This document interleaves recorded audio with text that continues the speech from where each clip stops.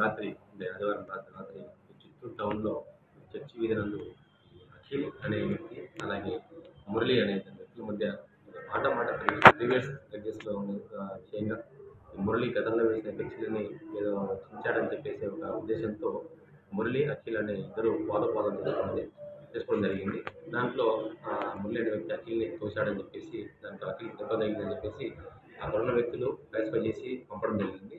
దానిపై ఈ అఖిల్ అనే వ్యక్తి తనకు చెందిన కొంతమంది వ్యక్తుల్ని అందరిని వేసుకొని మళ్ళీ మురళిపై దాడి చేయాలని అనుకోవడం, తర్వాత అందరూ మా అక్కడలో ఉన్న నేను, అలాగే మా రక్షక సిబ్బంది, మా భద్ర మా ఎస్ఐ చెదరగొట్టడం జరిగింది. తదుపరి మార్నింగ్ వేళ ఈ అఖిల్ అనే వ్యక్తి కొంతమంది తన అంచెలను తీసుకుపోయి మురళి అనే వ్యక్తి ఈ సెల్ షాప్ ఓపెన్ చేస్తుండగా అతని సెల్ షాప్ దగ్గరికి పోయి అతను కొట్టినారని చెప్పేసి మాకు సమాచారం అందడంతో ఇమ్మీడియట్‌గా అక్కడికి వెళ్ళి మురళిని స్వల్ప గాయాలయ్యాయి. ఆ గాయాలతో అతనికి మేము చెక్ చేసాము.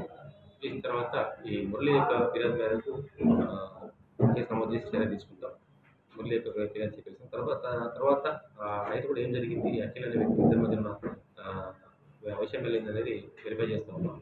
అధికారుల ఉత్తర్వుల మేరకు ఫర్దర్‌గా ఏం జరగకుండా ప్రస్తుతానికి మా పోలీస్ సిబ్బంది నియమించి ఆ చుట్టుపక్కల ఏరియాలో గస్తీ తిప్పుతూ ఎటువంటి అవాంఛనీయ సంఘటనలు జరగకుండా చూసుకుంటాం.